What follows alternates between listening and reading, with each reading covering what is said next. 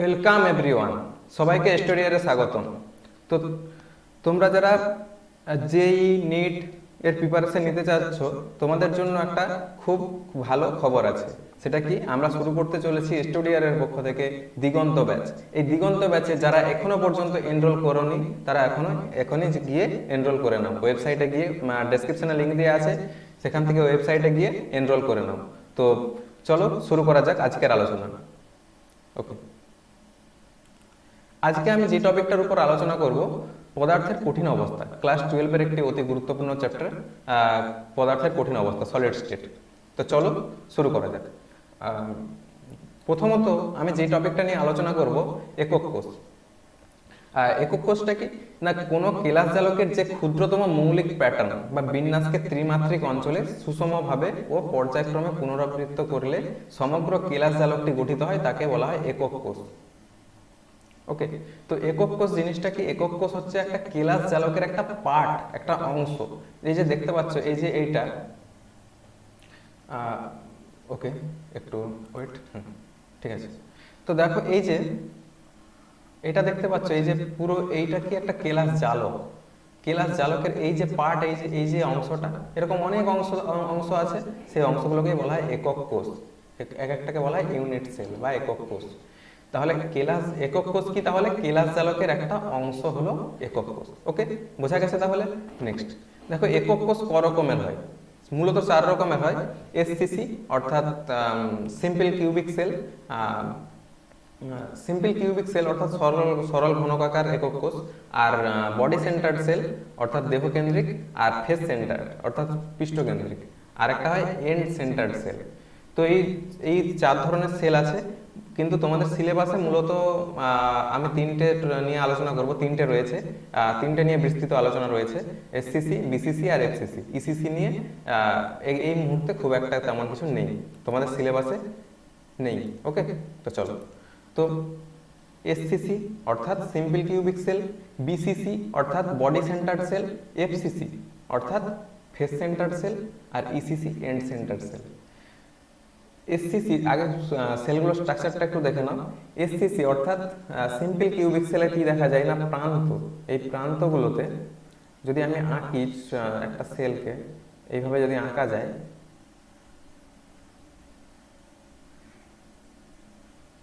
Cube, একটা cube আঁকলাম, এই রকম জায়গাগুলোতে সেলগুলো থাকে, কণাগুলো থাকে। সেলগুলো বলছি না, কণাগুলো থাকে, এরকম কণাগুলো থাকে। এই কণাগুলোর এই সেলটা বা এই সেলটা, এর উপর প্রভাব কিন্তু পুরোটা নেই। এই পুরো কোণাটা যেটা আমি আঁকলাম, গোল যে কোণাটা আঁকলাম, এই কোণার কিন্তু পুরো অবদানটা এখানে নেই। তাহলে দেখো, এটা কত ভাগের 1 ভাগ বলে মনে হচ্ছে? 8 ভাগের 1 ভাগ, 1/8 অংশ কিন্তু অবদান। ওকে, আর এই ক্ষেত্রে দেখো, এই বডি সেন্টার্ড সেল যেটা, বডি সেন্টার্ড সেলে এই কোণে যে কোণাগুলো রয়েছে, এগুলো 1/8 অংশ। আর তাহলে অবদান কি? কতগুলো কোণা আছে? 1/8 অংশ করে কটা আছে? 8টা। 8টা নয়, 6টা আছে, তাই তো? সরি, 8টাই আছে, তাই তো? 8টা, ঠিক আছে। তো 8টা কোণে, কৌণিক বিন্দু তো 8টা থাকে, একটা ঘনকের কৌণিক বিন্দু 8টা, 8টা কোণে 8টা। আর কটা আছে? আর মিডিলে দেখো, মিডিলে নেই, আর কোথায় আছে? এইখানে আছে। এইগুলো কত করে অবদান? অর্ধেকটা করে আছে না? তাহলে এইগুলো তো হাফ করে, কতগুলো আছে? কতগুলো তল আছে? 6টা। সম্মোট তাহলে কি? হাফ ইন্টু 6, তাহলে সম্মোট কত হচ্ছে? 1 + 3, তাহলে 4টা কোণা সম্মোট। ওকে, এবারে দেখো, এখানে দেখো, তাহলে এই ফেস সেন্টার, পৃষ্ঠকেন্দ্রিকে কতগুলো দেখো? পৃষ্ঠকেন্দ্রিকে রয়েছে 8টা কোণে, 8টা রয়েছে। এগুলো কত করে অবদান? 1/8 করে। এই যে ছবিটা দেখতে পাচ্ছ, এই ছবিটা দেখলেই দেখতে পাবে, উপরে যেটা ছবিটা দেখতে পাচ্ছ, আর এটা কি? একটা ইউনিট সেলটা কাটা হয়েছে, এইখান থেকে কেটে নেওয়া হয়েছে। এটা পুরোটা আছে, আর এটা কি করে নেওয়া হয়েছে? ওখান থেকেই কেটে নেওয়া হয়েছে। এখানে দেখো, মিডিলে একটা কোণা রয়েছে একদম মাঝখান বরাবর, আর 8টা কোণে, 8টা কোণে 8টা কোণা রয়েছে। 8টা কোণার অবদান কত? 1/8 অংশ করে। আর মিডিলে একটা রয়েছে, ওটার অবদান 1 অংশ। তাহলে কত হচ্ছে? 2, সম্মোট হচ্ছে 2। তাহলে এসসিসিতে কণার কতগুলো কোণা আছে বুঝতে পারলে? মোট কোণা। আর বিসিসি অর্থাৎ বডি সেন্টার্ড সেলে কতগুলো কোণা আছে বোঝা গেল। আর এফসিসি অর্থাৎ ফেস সেন্টার্ড সেলে কতগুলো কোণা বোঝা গেল, কোণার সংখ্যা, একক কোষে কোণার সংখ্যা এগুলো। তাহলে বোঝাতে পারলাম। ওকে, তো চলো নেক্সট। এবারে আছে সরল ঘনকাকার কোষ। সরল ঘনকাকার কোষ সব কোষ নিয়ে আগে আমি বললাম, কিন্তু এখানে নির্ণয় করব কি প্যাকিং এফিসিয়েন্সি।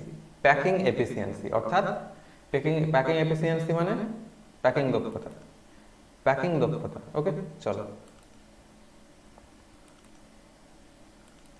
ওকে,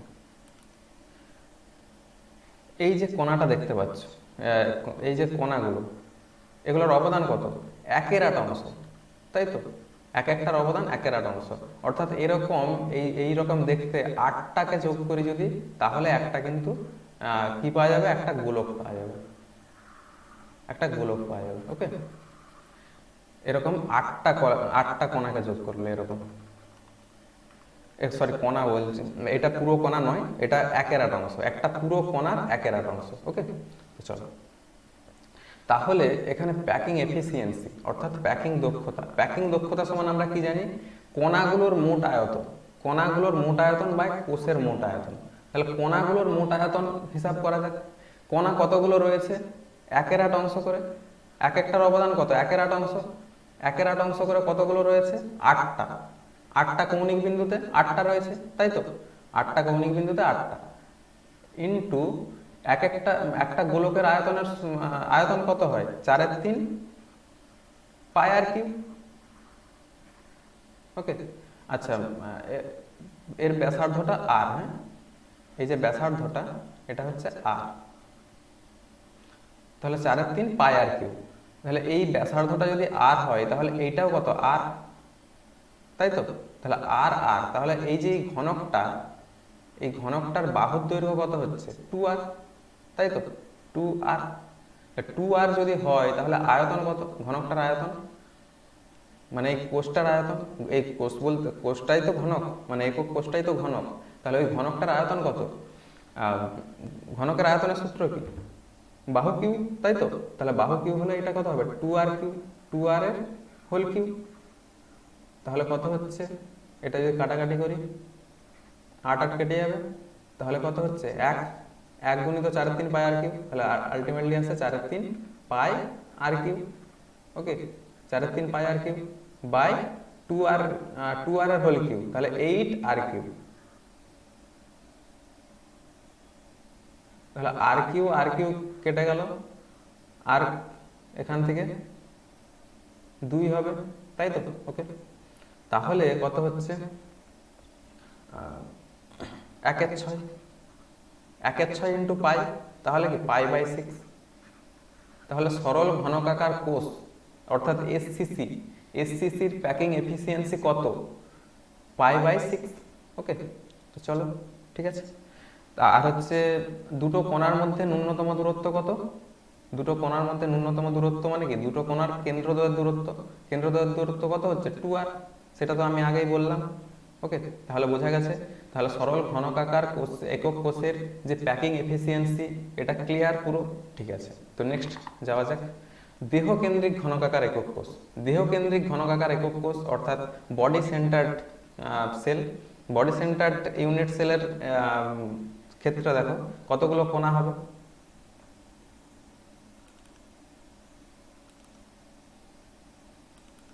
ওকে, চলো। তো এই ক্ষেত্রে দেখো কতগুলো কোণা আছে? এগুলো 8টাই আছে, তাই তো? 3, 4, 5, পেছন দিকে একটা রয়েছে, এইখানে একটা, মোট 8টা, তাই তো? তাহলে প্যাকিং এফিসিয়েন্সি হিসাব করি। প্যাকিং এফিসিয়েন্সি কত হবে? এগুলোর 1/8 করে অবদান, এক একটা কোণার অবদান কত? 1/8। 1/8 কতগুলো রয়েছে? 8টা, প্লাস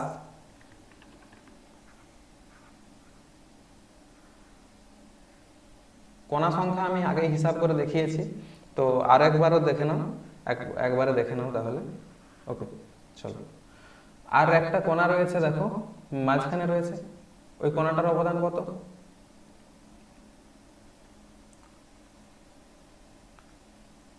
ওই কোণাটার অবদান এক অংশ, তাই তো, এক অংশ। তাহলে okay into 4/3 pi r cube, pi r cube by এটার আয়তন কত হবে, এটার আয়তন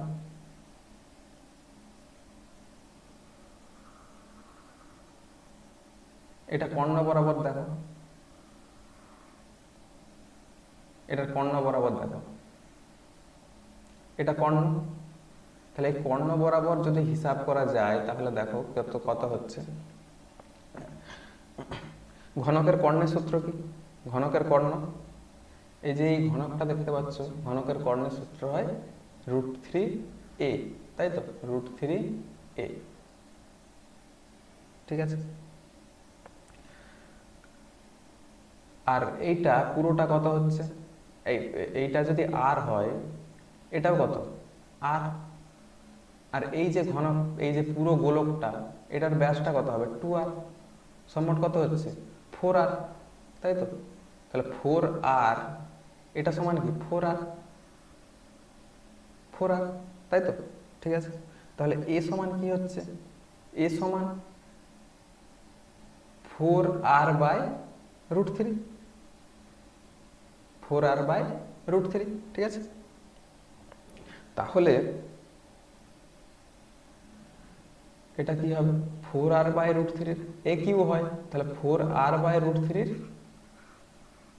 হোল কিউ, পুরো কোষটার আয়তন, পুরো একক কোষটার আয়তন কত হবে এ কিউ, অর্থাৎ এই 4r বাই √3 হোল কিউ।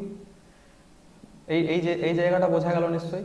এটা তো কর্ণ, একটা ঘনকের কর্ণের সূত্র কি √3a, তাই তো, √3a যদি হয়, আর এইটা আর এই যে গোলকটা, এই গোলকগুলোর ব্যাসার্ধ কত আর, তাহলে এইটার ব্যাস কত হবে এই পুরো গোলকটার 2r, আর এই যে এই গোলকটা এর ব্যাসার্ধ কত আর, তাহলে সম্মট কত হচ্ছে 4r, 4r সমান কি হচ্ছে √3a, তাহলে এ সমান কি 4r বাই √3। আর আমরা কি জানি এইটার এইগুলো এ, বাহুটা কত পেয়ে গেলাম, তাহলে বাহুটা তো এ ধরেছি, বাহুটা এ ধরেই করেছি এ, তাহলে এটা যদি এ হয় তাহলে এ কিউ হলে আমরা কি কিসের আয়তন পাবো, এই কোষটার আয়তন পাবো।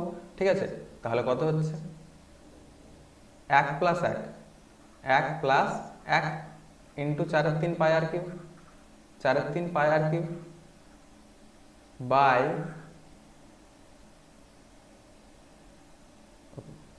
বাই কত হচ্ছে 4 এর কিউ কত হয়, 4 এর কিউ হয় 64, তাই তো, 64 আর কিউ বাই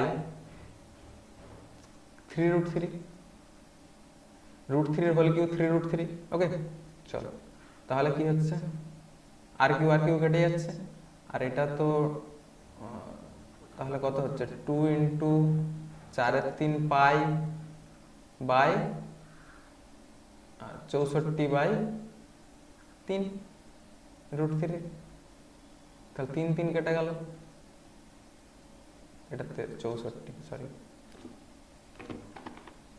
এটা 64 হবে, হ্যাঁ ঠিক আছে।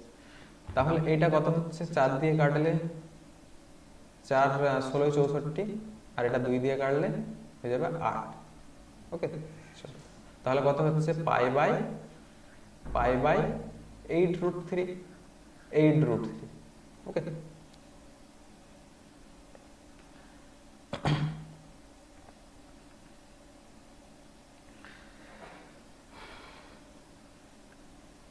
Pi by 8√3।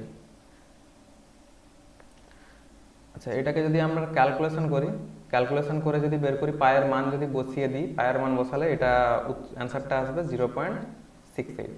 ওকে, চলো নেক্সট, পৃষ্ঠকেন্দ্রিক ঘনকাকার একক কোষ। পৃষ্ঠকেন্দ্রিক ঘনকাকার একক কোষ এই ক্ষেত্রে দেখো,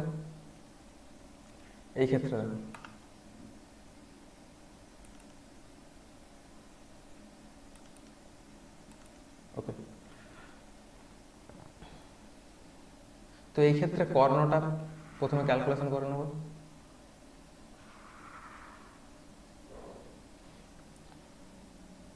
তাহলে এটা কত হয় আর, এটা কত 2r, এটা কত আর, তাহলে সম্মোট কত হচ্ছে 4r, তাই তো? তাহলে কর্ণকে ডি দিয়ে যদি প্রকাশ করি, ডি, এই ডিটা কত হচ্ছে 4r, তাই তো? ঠিক আছে, এবারে দেখো এই যে এটা এ বি, আচ্ছা নামকরণ করে নিই একটু, হ্যাঁ, এটা এ, এটা বি, বি আর এটা সি। যেদিক থেকেই নামকরণটা করি না কেন, এটা যদি নামকরণ করি তাহলে এটা হচ্ছে যদি কর্ণটা নেই, এটা যদি কর্ণ হয় তাহলে ডিটা, এটা ডি, ওকে, আর এটা কি হচ্ছে এ, তাহলে ডিটা কত হচ্ছে 4r, তাই তো?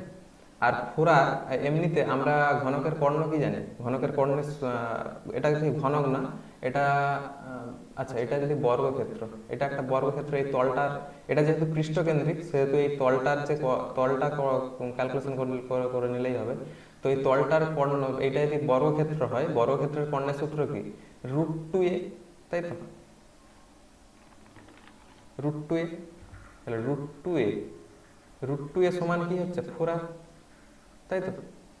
ঠিক আছে, তাহলে a সমান কি হবে 4r/√2,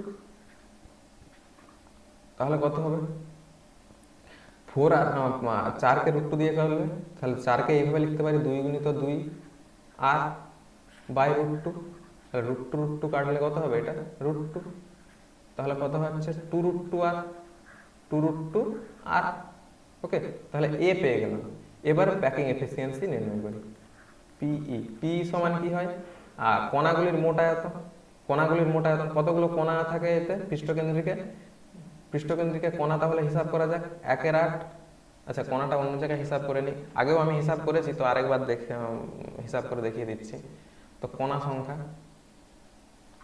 সংখ্যা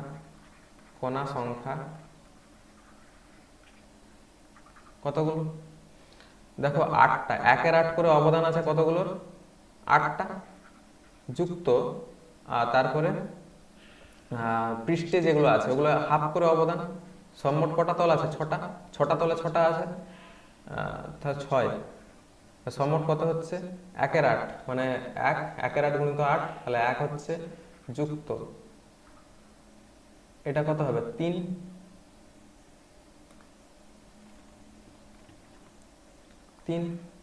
তাহলে 3, সম্মোট কত হচ্ছে 4, তাহলে সম্মোট কণা কতগুলো হচ্ছে 4টা, তাহলে 4 ×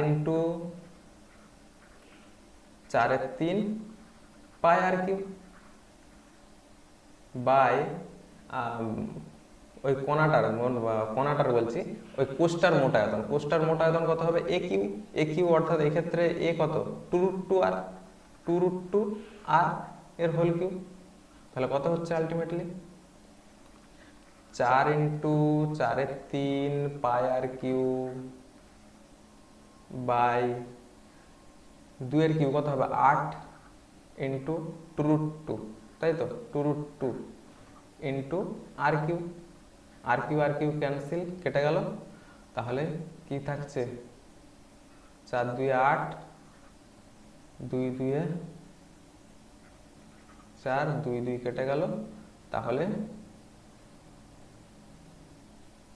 কত হচ্ছে π/√3, বুঝা গেছে? ওকে, তাহলে এটাকে যদি ক্যালকুলেশন করা যায়, মান বসিয়ে দেওয়া যায়, তাহলে কত হবে 0.74, ওকে, চলো, তাহলে এটা পৃষ্ঠকেন্দ্রিক ঘনকাকার একক কোষের প্যাকিং এফিসিয়েন্সি বা প্যাকিং দক্ষতা, বুঝা গেছে? ঠিক আছে, নেক্সট কেলাসের ঘনত্ব নির্ণয়। যে কেলাসগুলো হয় এর ঘনত্ব নির্ণয়ের যে ফর্মুলা সেটা আমরা বের করব, ঠিক আছে? চলো,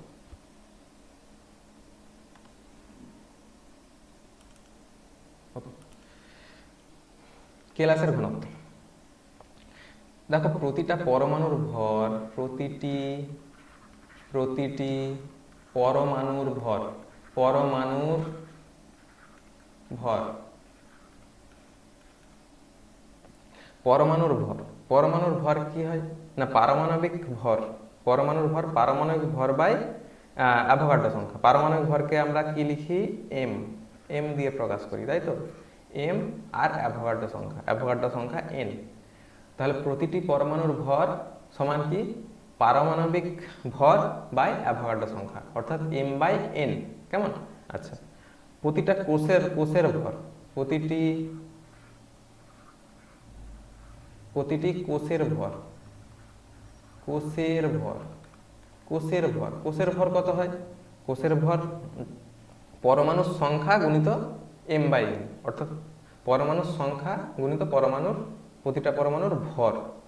তাহলে পরমাণুর সংখ্যাকে কি দিয়ে, পারমাণবিক সংখ্যাকে কি দিয়ে প্রকাশ করা হয়? পরমাণুর সংখ্যাকে জেড। তাহলে Z into M by N, M by N. ঠিক আছে, ওকে, চলো নেক্সট। তাহলে কোষের ঘনত্বকে রো দিয়ে প্রকাশ করা হয়। রো সমান কি হবে তাহলে? প্রতিটা কোষের ঘনত্ব সমান কি ভর বাই আয়তন। তাহলে ভর কত? ভর হচ্ছে এই যে ভর নির্ণয় করলাম, প্রতিটা কোষের ভর কত নির্ণয় করলাম?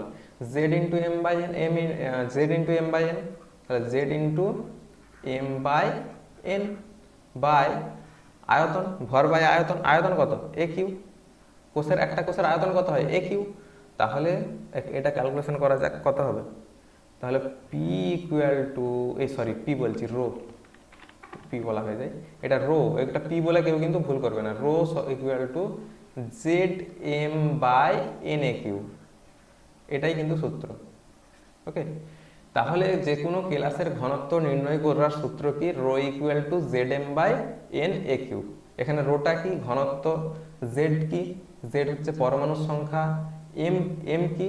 এম হচ্ছে পরমাণুর ভর, এম মানে ভর, আর এন হলো অ্যাভোগাড্রো সংখ্যা, আর এ হলো এ কি না, এ হচ্ছে কিনারা দৈর্ঘ্য, কিনারা দৈর্ঘ্য বা প্রান্ত দৈর্ঘ্য। আমি আগেও বলেছি এ নিয়ে, এর পরিচয় আমি আগেও দিয়েছি যখন আমি ক্যালকুলেশনগুলো করালাম। ঠিক আছে, কিনারা দৈর্ঘ্য। তো এই সূত্রে পুট করে কিন্তু যে কোনো কেলাসের ঘনত্ব কিন্তু নির্ণয় করতে পারবে। কেমন? চলো, এবারে কেলাসের কিছু ত্রুটি আছে, ত্রুটি দেখা যায়। কেলাসের ত্রুটিগুলোর শ্রেণীবিভাগ আমি করব। ঠিক আছে, তো ত্রুটি দেখো।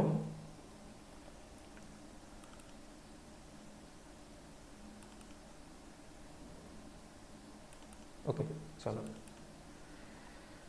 কেলাসের ত্রুটি মূলত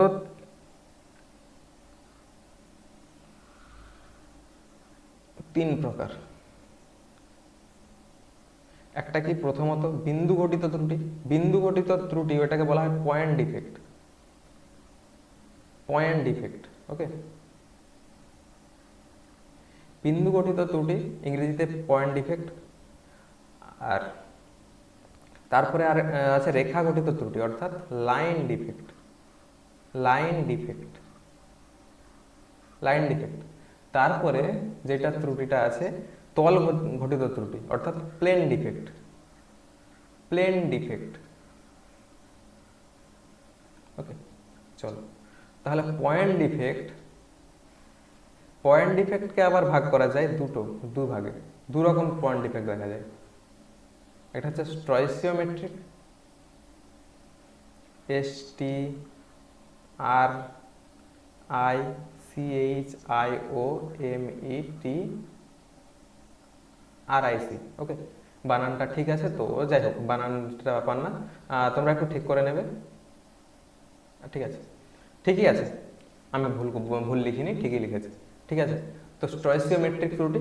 আরেকটা হয় নন স্টয়চিওমেট্রিক ত্রুটি, নন STRICH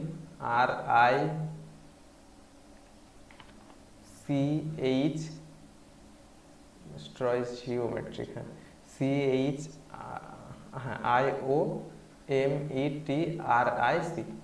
নন স্টয়চিওমেট্রিক ত্রুটি। তাহলে পয়েন্ট ডিফেক্ট ক রকমের হয়? স্টয়চিওমেট্রিক আর নন স্টয়চিওমেট্রিক, অর্থাৎ বিন্দু ঘটিত ত্রুটি ক রকমের হয়? দু রকমের, একটা হচ্ছে স্টয়চিওমেট্রিক আর একটা হচ্ছে নন স্টয়চিওমেট্রিক। ওকে, আর লাইন ডিফেক্ট আর তলঘটে প্লেন ডিফেক্ট এগুলো নিয়ে তোমাদের কিন্তু সিলেবাসে সে অর্থে কিছু নেই। ঠিক আছে, চলো এবারে স্টয়চিওমেট্রিক ত্রুটির আবার দু রকম হয়। একটা হচ্ছে শূন্যতাজনিত ত্রুটি।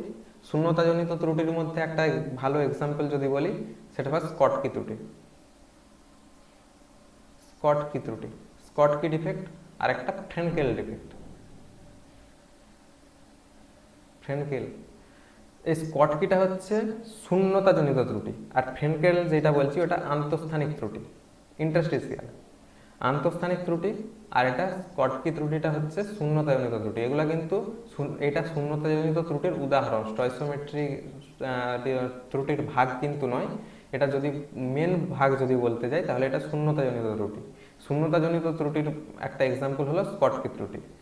আর এটাকে আন্তঃস্থানিক ত্রুটির একটা এক্সাম্পল হলো এই ফ্রেনকেল ত্রুটি। ওকে, ঠিক আছে। তো এবারে নন স্টয়চিওমেট্রিক ত্রুটি আবার দু রকমের হয়, মূলত দু ধরনের। একটা হয় ধাতব ঘাটতিজনিত ত্রুটি আর ধাতব আধিক্যজনিত ত্রুটি। একটা কি হবে ধাতব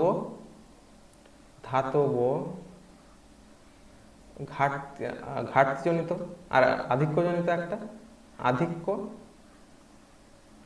আর একটা হয় ধাতব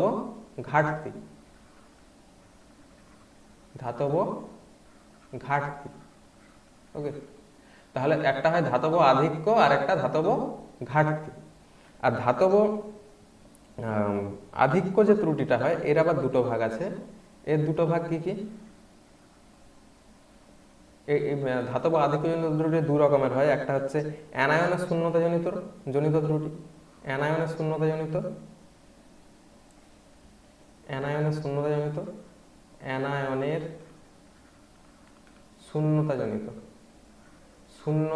ত্রুটি। আরেকটা হয় আন্তঃস্থানিক ক্যাটায়নের উপস্থিতি, অর্থাৎ ইন্টারস্টিসিয়াল স্থানে ক্যাটায়ন প্রবেশ করবে, ওই যে ত্রুটিটা। আচ্ছা ঠিক আছে। তো আন্তঃস্থানিক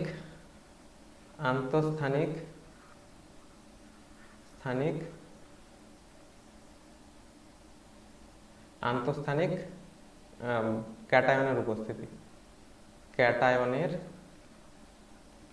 উপস্থিতি। ওকে, তাহলে ক্লাসের যে ত্রুটিগুলোর যে ভাগগুলো বোঝা গেল। তাহলে আরেকবার আমি রিক্যাপিচুলেট করে দিই, দেখো আরেকবার বলে দিই, ভালো করে কিন্তু শুনে নাও। ক্লাসের ত্রুটি মূলত তিন ধরনের। একটা হয় বিন্দু ঘটিত ত্রুটি, লাইন ঘটিত ত্রুটি মানে রেখা ঘটিত ত্রুটি, আর একটা হয় তল ঘটিত ত্রুটি মানে plane defect. Point defect, line defect, plane defect. Point defect দু রকম, স্টয়চিওমেট্রিক, নন স্টয়চিওমেট্রিক। আর স্টয়চিওমেট্রিক কি শূন্যতাজনিত, আর একটা হয় আন্তঃস্থানিক ত্রুটি। একটা শূন্যতাজনিত ত্রুটি আর একটা আন্তঃস্থানিক ত্রুটি।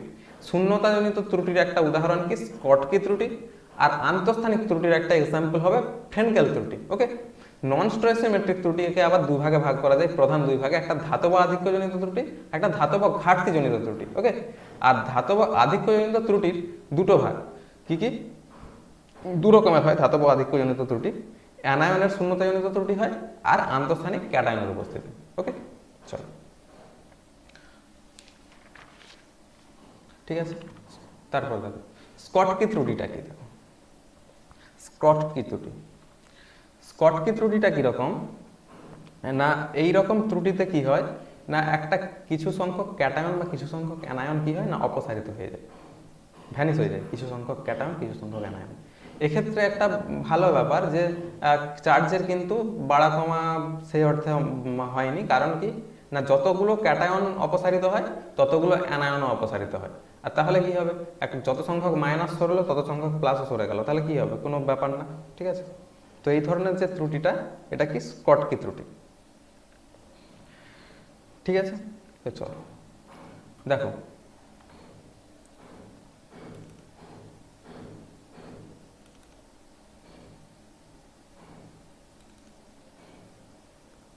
ধরো এই যে এটা কি, এটা Na প্লাস মানে কি Na প্লাস ক্যাটায়ন, এটা ক্যাটায়ন, এটা ধরো অপসারিত হয়ে গেল। কালারটা ঠিকঠাক লিখছি না।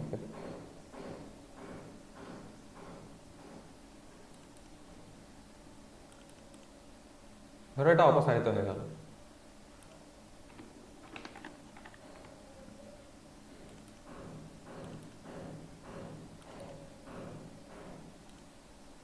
এটা অপসারিত হয়ে গেল ধরো। ওকে, কালারটা একটু ঠিকঠাক নেই, তাহলে তোমাদের বুঝতে সুবিধা হবে। হ্যাঁ, ঠিক আছে। ওকে, তো দেখো এটা একটা ক্যাটায়ন, এই Na প্লাস, এটা ধরো অপসারিত হয়ে গেল।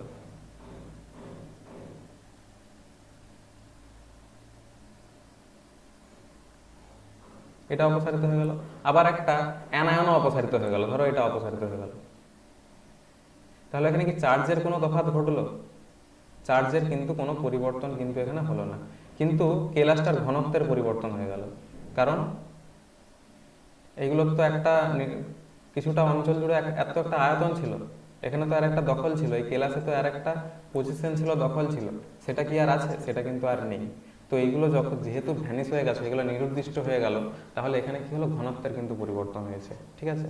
কেলাসের ঘনত্বের পরিবর্তন হয়েছে, কিন্তু চার্জের কোনো পরিবর্তন হয়নি। কারণ যত সংখ্যক প্লাস গেছে তত সংখ্যক মাইনাস গেছে, এখানে এক্ষেত্রে কিন্তু চার্জের কিন্তু কোনো তফাৎ ঘটেনি। কেমন? চলো, তাহলে এটা বোঝা গেল। এবারে দেখা যে এই রকম ত্রুটিগুলো কোন কোন মৌলের ক্ষেত্রে দেখা যায়। এইগুলো দেখা যায় NaCl, যেটা দেখতে পাচ্ছ NaCl, তারপর KCl, CaCl,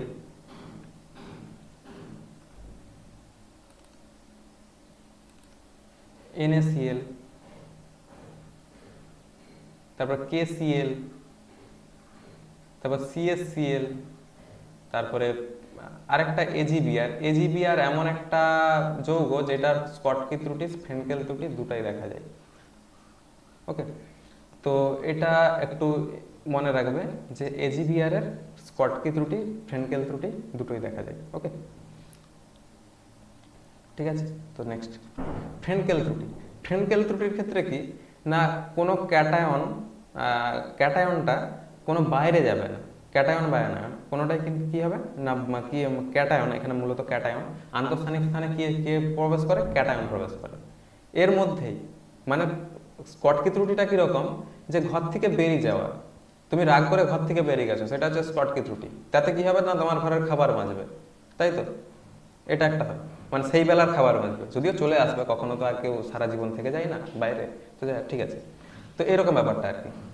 আর ফ্রেন্কেল ত্রুটির ক্ষেত্রে ব্যাপারটা কি না, রাগ করে বারান্দায় বসে আছে বা রাগ করে বাড়ির বাগানে বসে আছে, এরকম ব্যাপারটা আর কি। মানে ওর মধ্যেই থাকবে, ওখানেই থাকবে, কিন্তু কি না, ওই নিজের জায়গাটা ছেড়ে যেই জায়গায় থাকার কথা সেই জায়গাটায় শূন্যতা তৈরি করে কোনো একটা আন্তঃস্থানিক স্পেসে বা ইন্টারস্টেশিয়াল স্পেসে যেয়ে বসে থাকবে।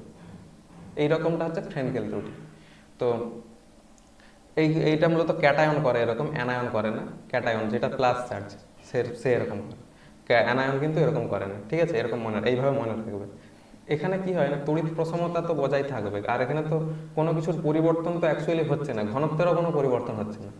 কারণ তুমি যেখানেই থাকো না কেন, তুমি বারান্দায় থাকলেও সেই শেষে এসে ঘরেরই খাবে, তো কোনো খাবার বাঁচবে না কিন্তু এই ক্ষেত্রে, মানে ঘনত্ব কমে যাবে না, ঘনত্ব কিন্তু এখানে বজায় থাকবে। যেমন স্কটকি ত্রুটির ক্ষেত্রে কি হয় না, কেলাসের ঘনত্ব কমে যায়, কিন্তু এক্ষেত্রে কিন্তু কেলাসের ঘনত্ব ভর কিছুই কিন্তু কমবে না, কেলাসের মধ্যেই তো আছে, সে যেখানেই থাক না কেন কেলাসের মধ্যেই আছে, ঠিক আছে? তো এটা হচ্ছে কি না ফ্রেন্কেল ত্রুটি। তো এর এক্সাম্পল যদি দিই,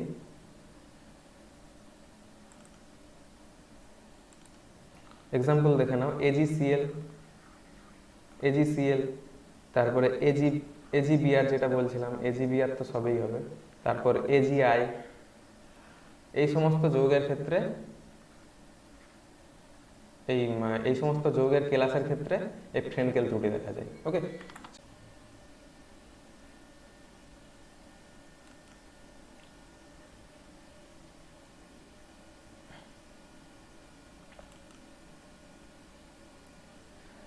এবার তাহলে দেখো ধাতব আধিক্যজনিত ত্রুটি, অর্থাৎ আধিক্য মানে কি, বেশি পরিমাণে এসে যাবে, মানে বাইরে থেকে অ্যাড করা হবে কিছু ধাতব আয়ন বাইরে থেকে অ্যাড করা হবে। দেখো কিভাবে সেটা, না এক NaCl বাষ্প যোগ করা হচ্ছে। ধরো NaCl বাষ্প যোগ করা হচ্ছে, NaCl এর কেলাসে সোডিয়াম বাষ্প যোগ করলে কি হয়ে যাবে না, NaCl এর যে কালারটা হলুদ হয়ে যাবে। এবারে হয় এইটা কেন হয় সেটা নিয়ে আসছি, সেটা নিয়ে আমি আলোচনা করছি। দেখো দেখো NaCl এর যে Na বাষ্প মানে উত্তপ্ত করলে কি হবে না, এর একটা ইলেকট্রনকে কি করবে, বর্জন করে কিসে পরিণত হয়ে যাবে না, Na প্লাসে পরিণত হয়ে যাবে। তাহলে Na প্লাসে পরিণত হলো। তাহলে এই যে এই Na প্লাস অর্থাৎ একটা ক্যাটায়নের কি হলো, একটা ক্যাটায়ন সরলো, তার জায়গায় কি হলো, একটা ইলেকট্রন সেই জায়গাটা দখল করলো। তাহলে এই যে এই Na প্লাস যে উৎপন্ন হলো, এই Na প্লাস এই ক্যাটায়নটা কি করবে, একটা Cl মাইনাসকে টেক আপ করবে, দিয়ে কি করবে, এখানে একটা শূন্যতার সৃষ্টি করবে। তার ফলে একটা শূন্যতার সৃষ্টি হবে, একটা অ্যানায়নের জায়গায় কি হবে, একটা শূন্যতার সৃষ্টি হবে। ওকে,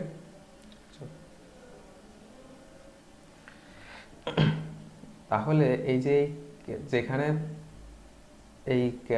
এইখানে একটা ইলেকট্রন, এই যে এই ইলেকট্রনটা কোথায়, কোন জায়গা দখল করবে, এই শূন্যস্থান। এই যে ক্যাটায়নটা যে এই যে নিরুদ্দিষ্ট হলো, এই অ্যানায়নটা যে নিরুদ্দিষ্ট হবে, তো এই জায়গাটা কে দখল করে নিল, ইলেকট্রন দখল করে নিল। এটা যেখানে খুশি হতে পারে, তো এই ইলেকট্রন দখল করলো, এই জায়গাটাকেই বলা হয় এফ সেন্টার। ওকে, এফ সেন্টার, বুঝা গেছে? ঠিক আছে, এটা হচ্ছে ধাতব আধিক্যজনিত ত্রুটি। ঠিক আছে, চলো এবারে দেখো আরেকটা হয়, এটা আন্তঃস্থানিক স্থানে যখন থাকে। ধরো আন্তঃস্থানিক স্থানে এই ক্যাটায়নটা, কোনো একটা ক্যাটায়ন, এই যে এই ক্যাটায়নটা ধরো আন্তঃস্থানিক স্থান দখল করলো, হ্যাঁ, অর্থাৎ ইন্টারস্টিসিয়াল স্পেসে চলে গেল। এইখান থেকে সরে গিয়ে এইটা হয়তো এইখান থেকে সরে গেল, এইখান থেকে সরে গিয়ে ইন্টারস্টিসিয়াল কোনো এইরকম একটা জায়গায় ধরো এই ক্যাটায়নটা চলে গেল। তাহলে এই ক্যাটায়নটা ইলেকট্রন, কিন্তু এক্ষেত্রেও ইলেকট্রন প্রবেশ করলো আন্তঃস্থানিক স্থানে। ইলেকট্রনটা কোথায় প্রবেশ করবে না, ইলেকট্রনটা এই আন্তঃস্থানিক স্থানে প্রবেশ করবে। তো এইভাবেও কিন্তু ধাতব আধিক্যজনিত ত্রুটি দেখা যায়। ঠিক আছে, চলো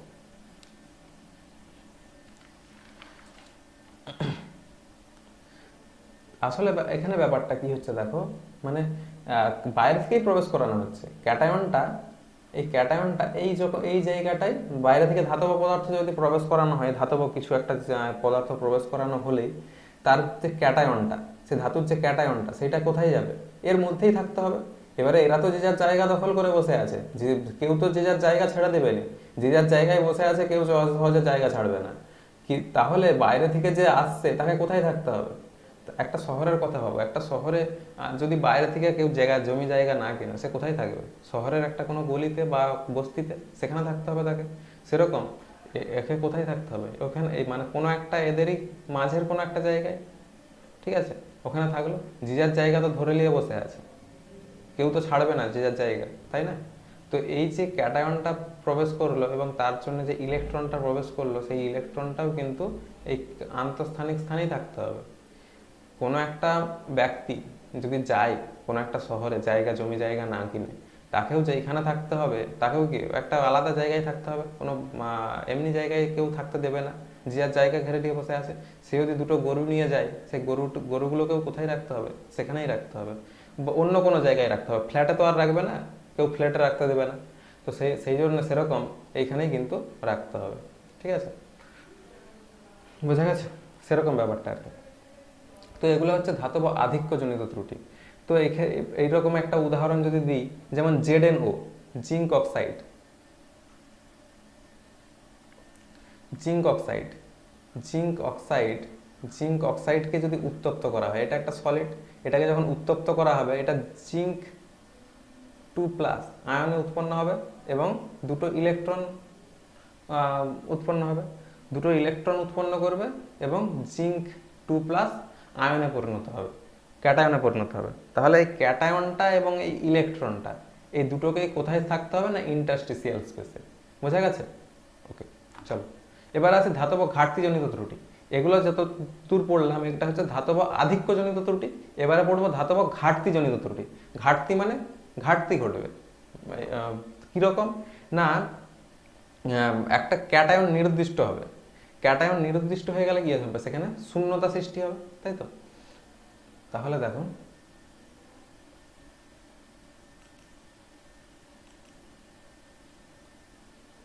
ওকে, এই ক্যাটায়নটা ধরো নির্দিষ্ট হয়ে গেল, তাহলে কি হবে, এখানে একটা শূন্যতা সৃষ্টি হলো, এখানটা শূন্যতা সৃষ্টি হলো। তাহলে ওই যে ক্যাটায়নটা নির্দিষ্ট হয়ে গেল, সবগুলোর মধ্যে কিন্তু একটু ট্যালি করে করে পড়বে, মানে একটু তফাৎ বুঝে বুঝে পড়বে। কারণ একটা জিনিস ভেবে দেখো, যে তুমি হয়তো ভাববে যে এটা তো স্কটকি ত্রুটির মতো, না এটা স্কটকি ত্রুটির মতো নয়। স্কটকি ত্রুটিতে কি ছিল, যতগুলো অ্যানায়ন নির্দিষ্ট হয়েছিল মানে অপসারিত হবে, আর ততগুলো কি হবে, ক্যাটায়নও যাবে। তাহলে সেক্ষেত্রে কি চার্জ ব্যালেন্স করার কোনো ব্যাপার ছিল? কিন্তু এই ক্ষেত্রে কি হচ্ছে দেখো, এই ক্ষেত্রে এই যে ক্যাটায়নটা গেল তার বিনিময়ে কিন্তু কোনো অ্যানায়ন কিন্তু এখান থেকে যায়নি। তাহলে এখানে কিন্তু চার্জটাকে ব্যালেন্স করতে হবে। তাহলে চার্জটাকে ব্যালেন্স করতে হলে কি করতে হবে, ওর যে প্লাস চার্জ, হয়তো ধরো ওটার +1 চার্জ ছিল, ওই ক্যাটায়নটা +1 ছিল, যাই হোক ধরো এই নাই প্লাস ছিল, যাই হোক না কেন, যা হোক একটা প্লাস ছিল, ধরো M+, আমি M+ ধরছি, সবগুলো M+ করে আছে, M+, সরি ধরো,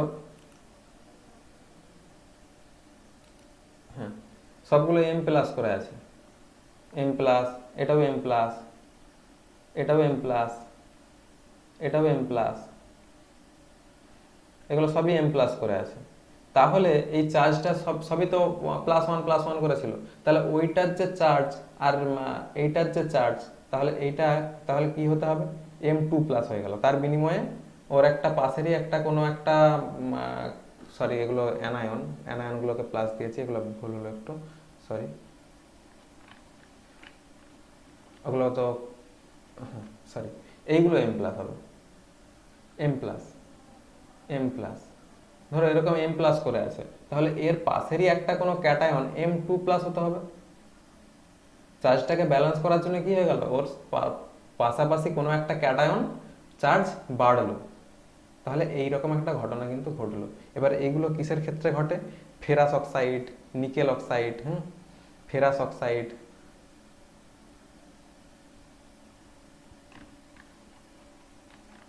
ফেরাস অক্সাইড, ফেরাস অক্সাইড,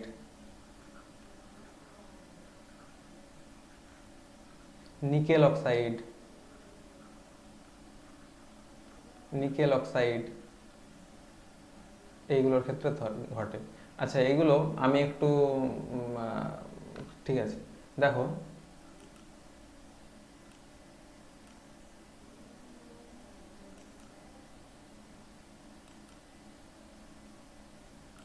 এগুলো কিন্তু একটু ভুল আছে, এগুলো কিন্তু Na+ বা Cl- এগুলো কিন্তু হবে না, Na+, Cl- এগুলো হবে না, বা আগেও যেগুলো করেছি এই যে Na+ বা Cl- দিয়ে দেখেছি। কারণ সব ক্ষেত্রে তো সবকিছু ঘটে না, না যে ধাতব আধিক্যজনিত ত্রুটি এগুলোর, আচ্ছা এটার ক্ষেত্রে ঘটে ঠিক আছে, কিন্তু সবের ক্ষেত্রে কিন্তু নাও ঘটতে পারে, ঘটে না, সেই জন্য এই ক্ষেত্রে কিন্তু NaCl এর ক্ষেত্রে এটা হয় না।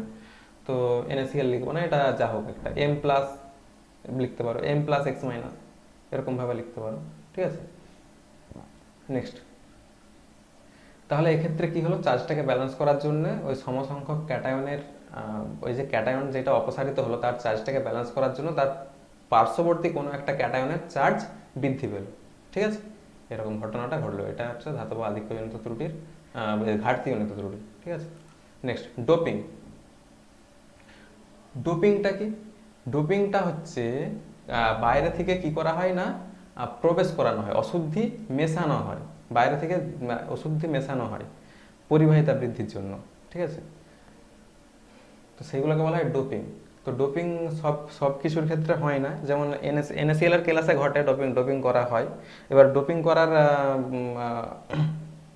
সময় মানে স্বল্প পরিমাণ বহিরাগত যোগ করা হয়, মানে ত্রুটিটাকে সৃষ্টি করা হয়, ইচ্ছে করে ত্রুটিটাকে সৃষ্টি করা হয়,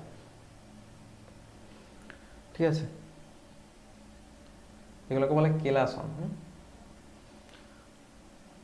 তো কীরকম দেখো, যেমন এগুলো সবই Na+Cl- Na+Cl- এগুলো এরকম আছে, ঠিক আছে। এবারে কি করা হয় না, SR2+, হয়তো SR2+ যোগ করে দেওয়া হলো, SrCl2, SrCl2, সরি,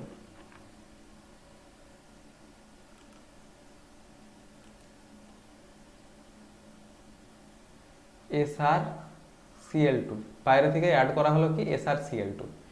এই SrCl2 যোগ করলে যেটা হলো যে অন্যগুলোর ক্ষেত্রে কি করা হচ্ছিল, যে অন্য একটা কোনো একটা অপসারিত করে দেওয়া হতো, কিন্তু এই ক্ষেত্রে কি হচ্ছে না, SR2 মানে একটা Na+ বা একটা M+কে আমি অপসারিত করছি, সেই জায়গায় M2+ হচ্ছে, কিন্তু এই ক্ষেত্রে পুরো সিস্টেমটাকেই বদলে দেওয়া হচ্ছে।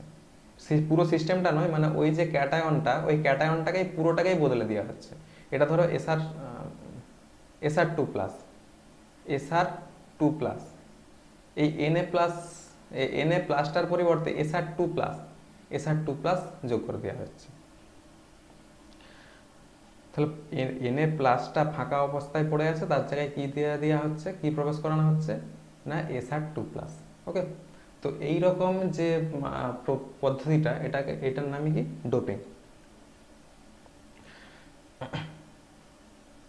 এই যে যতগুলো ক্যাটায়ন শূন্যতার সৃষ্টি হয় ততগুলোকেই SR2+ দিয়ে পূরণ করা হয়, ঠিক আছে। তো এটা একটা রকম ডোপিং, আরও অনেক কিছু দিয়ে ডোপিং করা হয়, মূলত কিন্তু SrCl2 দিয়ে ডোপিংটা বেশি করা হয়। ওকে, চলো নেক্সট, পটিতত্ত্ব। পটিতত্ত্ব দেখো, পটিতত্ত্বর যেটা ব্যাপারটা দেখো, হ্যাঁ,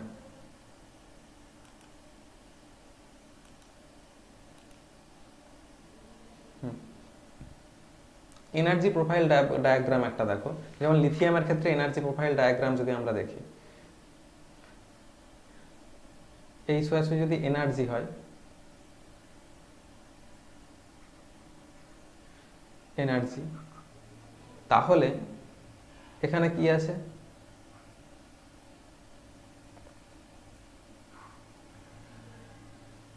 এইগুলোকে বলা হয় ABM, আর এইগুলোকে বলা হয় NBM, আর এইটাকে বলা হয় সরি, এইটাকে বলা হয় BM, ভুল বললাম, এটা BMO, এটা NBMO, আর এটা ABMO। অর্থাৎ বন্ডিং মলিকুলার অরবিটাল, NBMO নন বন্ডিং মলিকুলার অরবিটাল, আর ABMO মানে অ্যান্টি বন্ডিং মলিকুলার অরবিটাল। তাহলে এক্ষেত্রে দেখো, ধরো লিথিয়ামের ক্ষেত্রে দেখো, ইলেকট্রন বিন্যাস করলে কি হবে, 1s2 2s2 2s2 নয় 2s1, তাই তো, 2s1 1s2 2s1। ওকে, তাহলে 1s2 2s1, 2s এ কতগুলো ইলেকট্রন আছে, একটা ইলেকট্রন আছে, তাহলে ওটা কোথায় যাবে, ওটা নন বন্ডিং হিসাবেই থেকে যাবে, ওটা বন্ডিং হবে না। সিঙ্গেল আছে, সিঙ্গেল ইলেকট্রন কি হবে, নন বন্ডিং হিসাবে থেকে যাবে। ওকে, আবার যখন যদি আমি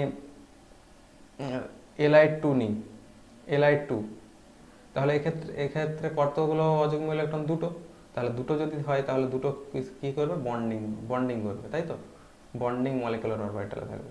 আবার যদি Li4 নেওয়া হয় তাহলে কোথায় থাকবে, বন্ডিং মলিকুলার অরবিটালেই থাকবে। ওকে, বোঝা গেছে। তাহলে এই যে লিথিয়ামের ক্ষেত্রে যদি দেখি, তাহলে বন্ডিং মলিকুলার অরবিটালগুলো কিন্তু পূর্ণ হচ্ছে, কিন্তু যেগুলো অ্যান্টি বন্ডিং মলিকুলার অরবিটাল সেগুলো কিন্তু শূন্য অবস্থায় থেকে যাচ্ছে, সেগুলো কিন্তু ভ্যাকেন্ট অবস্থায় থেকে যাচ্ছে। ওকে, তাহলে কোনগুলো এবারে ভ্যালেন্স ব্যান্ড আর হচ্ছে পরিবাহী কন্ডাকশন ব্যান্ড। ভ্যালেন্স ব্যান্ড অর্থাৎ যোজক ব্যান্ড, আর একটা হচ্ছে পরিবাহী ব্যান্ড। যোজক ব্যান্ড কোনগুলো দেখো, যোজক ব্যান্ড মানে বা ভ্যালেন্স ব্যান্ড কোনগুলো, যেগুলো আংশিক পূর্ণ থাকে। সম্পূর্ণ বা আংশিক পূর্ণ থাকে সেগুলোকে বলা হয় যোজ্যতা পটি বা ভ্যালেন্স ব্যান্ড। আর যেগুলো ইলেকট্রন থাকে না সেগুলো কি না পরিবাহী ব্যান্ড। ঠিক আছে, তাহলে এইটা কি, এইটা এইটা হচ্ছে ভ্যালেন্স ব্যান্ড আর এটা পরিবাহী ব্যান্ড। যেগুলো যদি ধাতুর ক্ষেত্রে দেখি, ধাতুর ক্ষেত্রে কোনো যেগুলো পরিবাহী মানে তড়িৎ পরিবহন করে, ধাতু দ্বারা তড়িৎ পরিবহন যেগুলোর ক্ষেত্রে হয় সেই সমস্ত ক্ষেত্রে, যেমন ধরো কিছু ধাতু, যেমন লিথিয়াম একটা ধাতু, লিথিয়াম, সোডিয়াম, তারপরে রূপো, তারপর তামা, এই যে ধাতুগুলো আছে, এই ধাতুগুলোর ক্ষেত্রে কি হয় না ভ্যালেন্স বন্ড ইলেকট্রন দ্বারা আংশিক পূর্ণ থাকে। এই যে ভ্যালেন্স বন্ডগুলো আংশিক পূর্ণ থাকে। আর হচ্ছে পরিবাহী ব্যান্ড আবার কিছু ধাতুর ক্ষেত্রে, যেমন ম্যাগনেসিয়াম, জিঙ্ক, এই যে ধাতুগুলো, এই ধাতুগুলোর ক্ষেত্রে কিন্তু ভ্যালেন্স বন্ড ইলেকট্রন দ্বারা পুরোপুরি পূর্ণ থাকে। এক্ষেত্রে আংশিক পূর্ণ থাকে, কিন্তু ওই যে জিঙ্ক, ম্যাগনেসিয়াম এগুলোর ক্ষেত্রে কি হয় না পুরোপুরি পূর্ণ থাকে। ঠিক আছে, তো এগুলোর ক্ষেত্রে কি হয় না এর যে সহজেই কিন্তু পরিবহন হতে পারে, এর মধ্যে কিন্তু গ্যাপ খুব একটা থাকে না, গ্যাপ থাকে না এদের মধ্যে, যে নিষিদ্ধ শক্তি অঞ্চল সেটা কিন্তু থাকে না। তো সেই জন্য কি হয় না সহজে কিন্তু পরিবহন হতে পারে, শক্তি পরিবহন হয় সহজে। আর যেগুলো অর্ধপরিবাহী, অর্ধপরিবাহীর ক্ষেত্রে এই যে নিষিদ্ধ অঞ্চলটা থাকে, কিন্তু শক্তি প্রয়োগ করলে মানে তাপ যদি দেওয়া হয়, তাপ দেওয়া হলে কিন্তু এই গ্যাপটা অনেকটা কমে যায়, এই শক্তি পার্থক্যটা, এই অর্থাৎ ভ্যালেন্স ব্যান্ড আর হচ্ছে কন্ডাকশন ব্যান্ড এর মধ্যে যে শক্তির যে পার্থক্যটা সেটা কিছুটা কমে যায়। ঠিক আছে, কমে গিয়ে তড়িৎ পরিবহন কিন্তু করে। ওকে, আর যেগুলো অপরিবাহী মানে কুপরিবাহী পদার্থ যেগুলো আর কি, অন্তরক পদার্থের ক্ষেত্রে এই ভ্যালেন্স বন্ড এবং কন্ডাকশন ব্যান্ডের মধ্যে ডিস্টেন্সটা, শক্তি পার্থক্যটা এতটাই বেশি হয় যে তাপ দিয়েও কিন্তু পরিবহন করানো সম্ভব হয় না। ওকে, চলো নেক্সট, পি টাইপ আর এন টাইপ অর্ধপরিবাহী। পি টাইপ, আচ্ছা প্রথমত দেখো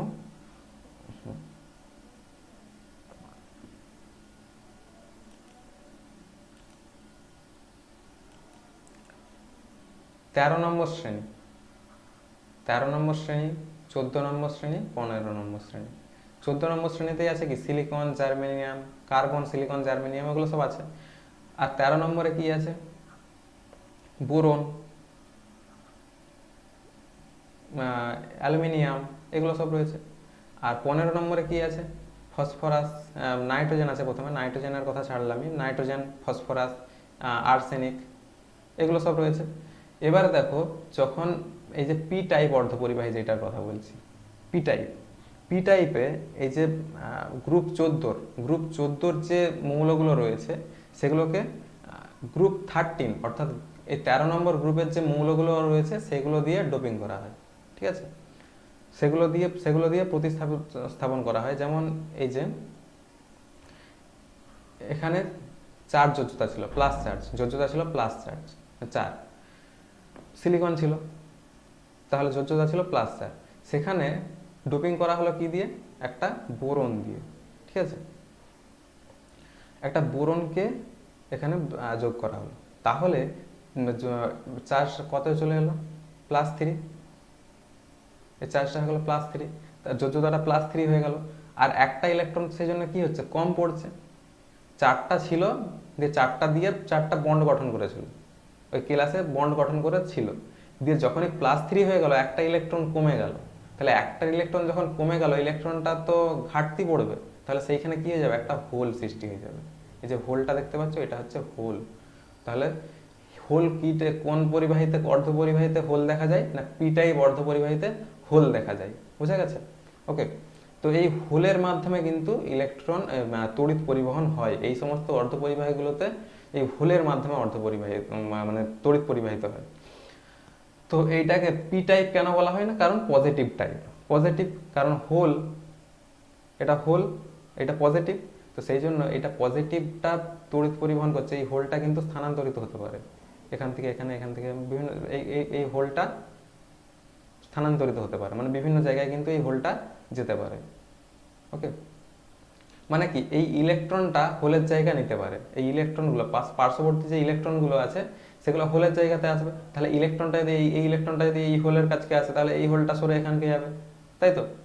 বোঝা গেছে? তো এই হোলটা আস্তে আস্তে এরকম করে মুভেবল হতে থাকে, মানে ওই কেলাসের মধ্যে চলতে পারে এবং তার মাধ্যমে কি হয়, তড়িৎ পরিবাহিত হয়। সেই জন্য এটাকে বলা হয় পি টাইপ, অর্থাৎ পজিটিভ টাইপ অর্ধপরিবাহী। ওকে, আবার এই ক্ষেত্রে দেখো একটা +4 ছিল, চার্জটা কত ছিল, ক্যাটায়নটা ছিল প্লাস 4টা ইলেকট্রন দিয়ে বন্ড করেছিল, 4টা ইলেকট্রন দিয়ে।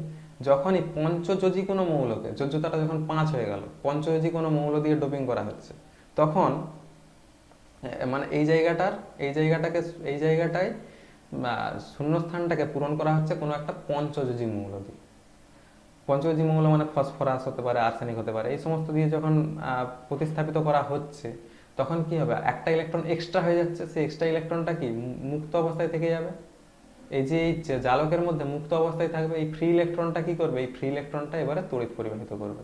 তো এই প্রকার যে অর্ধপরিবাহী এটাকে বলা হচ্ছে এন টাইপ অর্ধপরিবাহী। অর্থাৎ এখানে এন টাইপ কেন বলা হচ্ছে, নেগেটিভ টাইপ, কারণ এখানে ইলেকট্রনটা তড়িৎ পরিবহন করছে, সেই জন্য এটাকে বলা হচ্ছে এন টাইপ অর্ধপরিবাহী।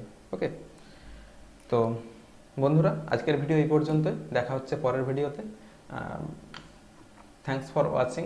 ভিডিওটা যদি ভালো লেগে থাকে লাইক করো এবং কমেন্টস করো, আর কোনো জায়গায় ডাউটস থাকলে কমেন্টস করো। আমারও যদি কোনো জায়গা ভুল হয়ে থাকে পড়াতে গিয়ে কমেন্টস করো, পরবর্তীকালে সংশোধন করব। এবং বন্ধুদের মধ্যে শেয়ার করো এবং চ্যানেলটাকে অবশ্যই সাবস্ক্রাইব করে রাখো যাতে পরবর্তী আপডেটগুলো তোমার কাছে পৌঁছে যায়। আর আমাদের সাবস্ক্রিপশনের ব্যাপারে বলে নিই যে আমাদের ফ্রি সার্ভিস রয়েছে, 1 shot video, chapter wise lectures, class notes PDF, আর এলাইট সাবস্ক্রিপশনে যা যা রয়েছে, daily live classes, daily practice paper, special classes, doubt clearing sessions, daily quizzes, every study materials, weekly test series, এগুলো কিন্তু রয়েছে। ওকে, তো থ্যাঙ্কস অল, এতদূর পর্যন্ত ভিডিওটা দেখার জন্য সবাইকে অনেক ধন্যবাদ। তো আজকের ভিডিওটা এখানেই আমি শেষ করছি। পরের ভিডিওতে তোমরা আশা করি থাকবে। তো study year, make study is year.